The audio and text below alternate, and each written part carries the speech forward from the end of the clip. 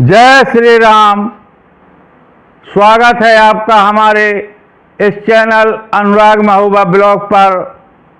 मित्रों, अगर आज आपका प्रथम आगमन है तो कृपया चैनल को सब्सक्राइब कर लें, वीडियो को लाइक करें और अपने इष्ट मित्रों के साथ इसे शेयर कर दें।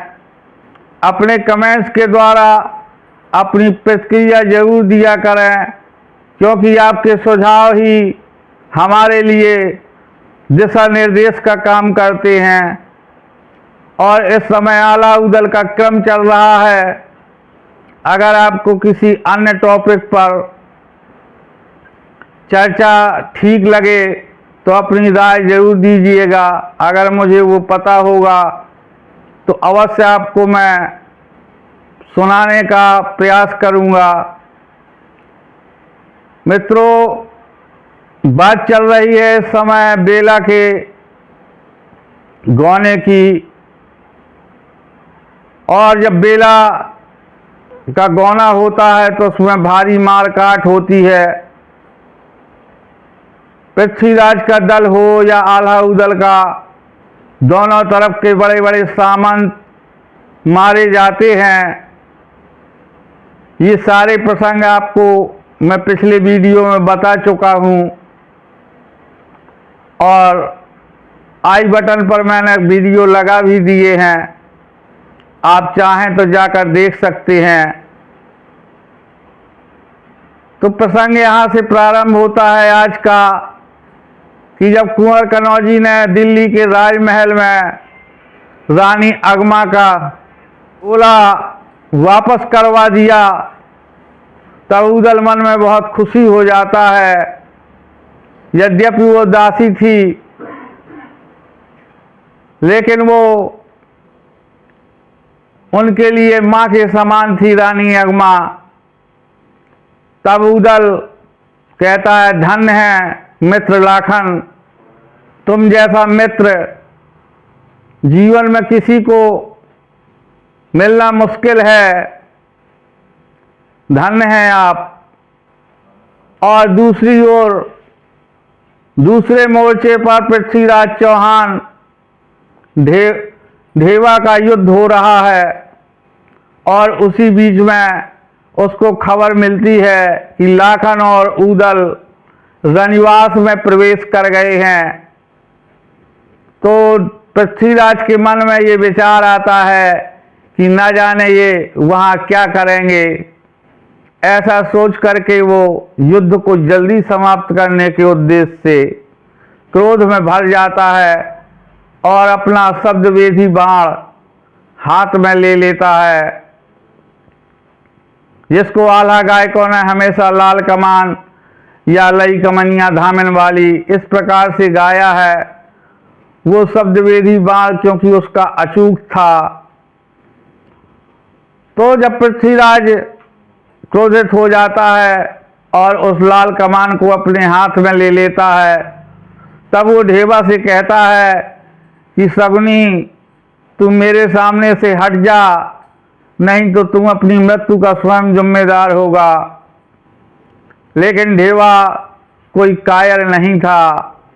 वो तो मित्रता के लिए जान देने वालों में से था। जब राजा परमाल ने निकाला था आल्हा उदल को, तब भी वो आल्हा उदल के ही साथ था। यानी कि जैसे मित्र लाखन थे, उससे कहीं अधिक ढेवा था। तब ढेवा पृथ्वीराज का मोर्चा नहीं छोड़ता है और वो युद्ध बराबर करता रहता है। कभी पृथ्वीराज से, कभी सेना से, दोनों को उलझाए है।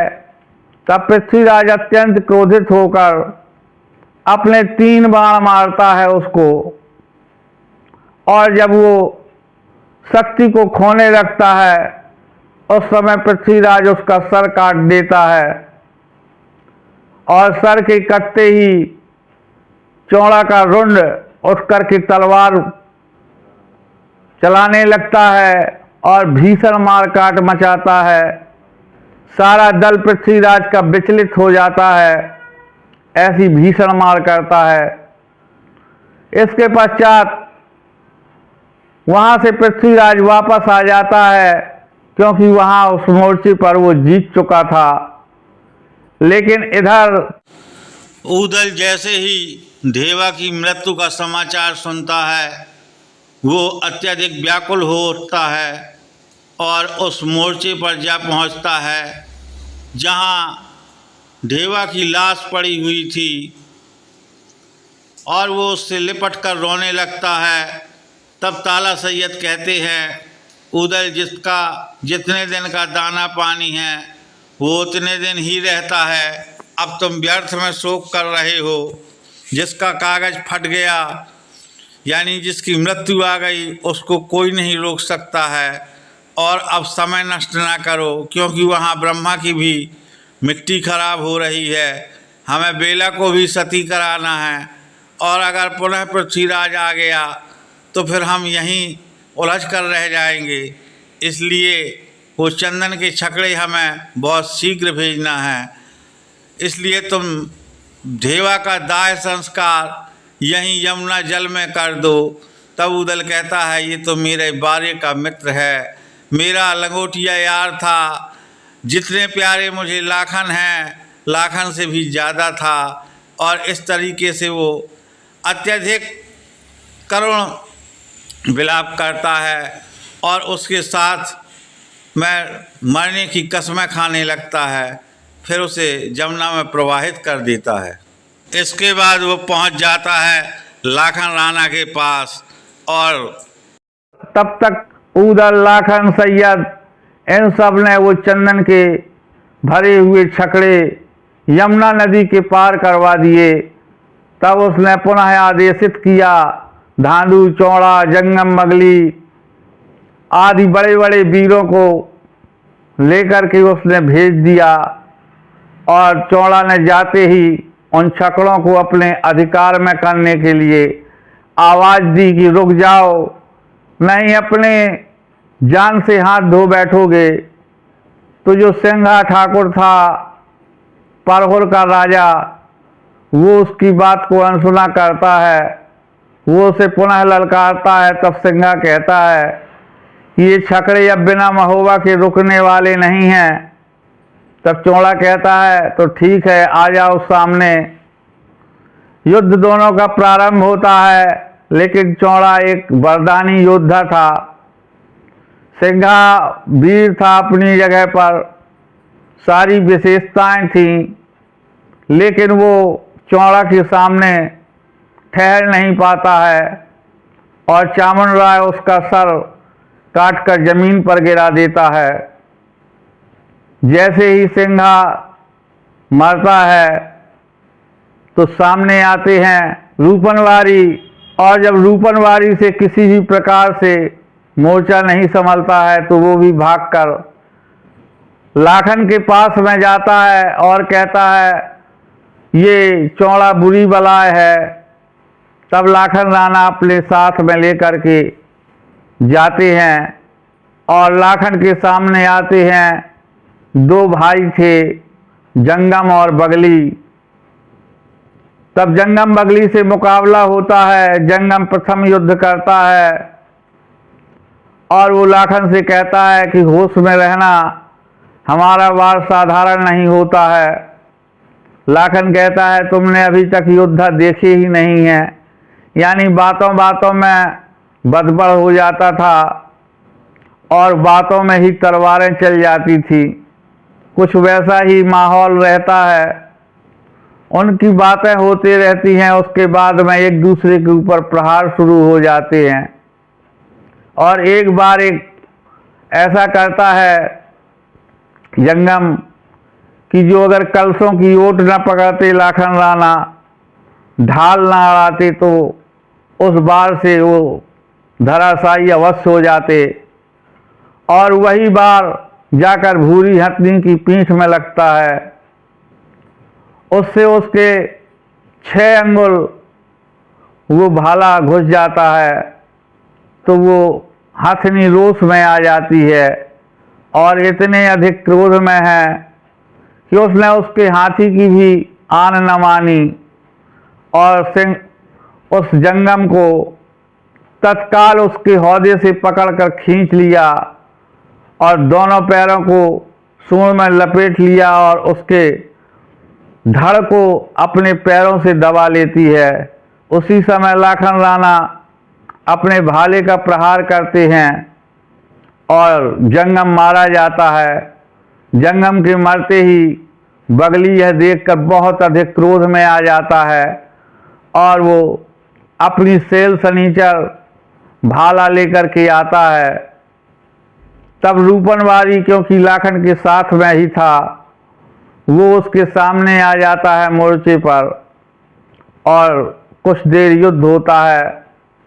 लेकिन बगली का मोर्चा इतना छोटा नहीं था कि रूपन संभाल पाता और उसकी सेल सनीचर का जब बार आता है तो लाख रूपन ने ढाल भी लगा दी, लेकिन उसके ढाल फट करके और उसके सर को काटते हुए वो सेल सनीचर निकल जाता है।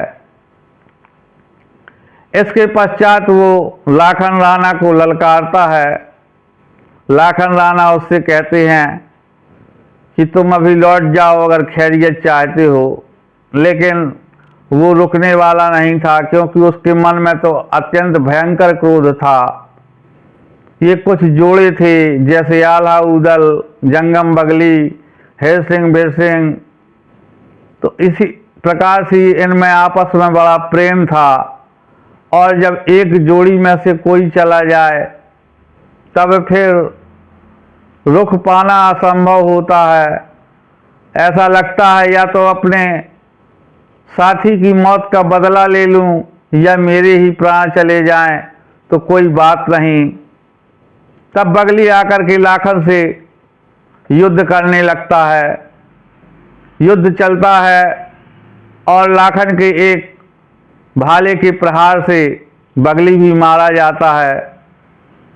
उसके बाद एक दूसरे के दल के योद्धा आपस में भिड़ जाते हैं। चौड़ा से इंदल का मुकाबला होने लगता है। धांधु के साथ में कोई योद्धा युद्ध नहीं कर पा रहा, क्योंकि धनुआ हमेशा उसके बराबर का योद्धा हुआ करता था। लेकिन आज के युद्ध में धनुआ मारा गया और तब धांधु से मोर्चा लेता है ऊदल, और उस मोर्चे का कोई परिणाम नहीं निकलता। लेकिन इसी बीच चौड़ा का हाथी घायल हो जाता है और वो हाथी भाग जाता है युद्ध से। तब जब चौड़ा भागता है तो सारी सेनाएं चौड़ा के संरक्षण में थी, वो भी भागने लगती हैं। इस प्रकार से सारी सेना वापस दिल्लीगढ़ की ओर चली जाती है और इधर के 6 सूरमा मारे जाते हैं और उधर के भी 6 ही मारे जाते हैं। यानी कि ना इधर कोई ऐसा रह गया जो बहुत बड़ा योद्धा हो, ना उस और कोई बचा, केवल धांधु चौड़ा ही मुख्य योद्धा रह जाते हैं। और ला करके जब लाखन राणा बेला रानी को वो चंदन के खंभे समर्पित करते हैं, तब बेला सहर्ष सती हो जाती है और चिता की आग प्रज्वलित होते ही वो अपना आशीर्वाद स्वरूप सारे जीवर को उतार उतार कर लुटाने लगती है। और जब तक कि वो अंतिम जीवर को उतार के नहीं फेंक देती, तब तक उसके शरीर में पूरी चेतना रहती है और उस भीषण आग में भी उसकी वाणी अवरुद्ध नहीं होती। यही सत्य होता है और जो कि आज भी इस कलयुग में भी देखने को कभी कभी मिलता है। तो मित्रों, इस विषय पर बोलना उचित नहीं, फिर भी एक प्रसंग को पूरा करना था, इसलिए मैंने आपको थोड़ा सा बताया। तो आज का ये वीडियो आपको कैसा लगा ज़रूर बताइएगा। अगर आप लोगों का आदेश होगा तो आगे मैं आपको आल्हा ऊदल का अंतिम युद्ध भी बतलाऊंगा। आप लोग यहाँ तक बने हुए हैं, इसके लिए हृदय से आभारी हूँ। आप सभी लोगों को जय सीताराम।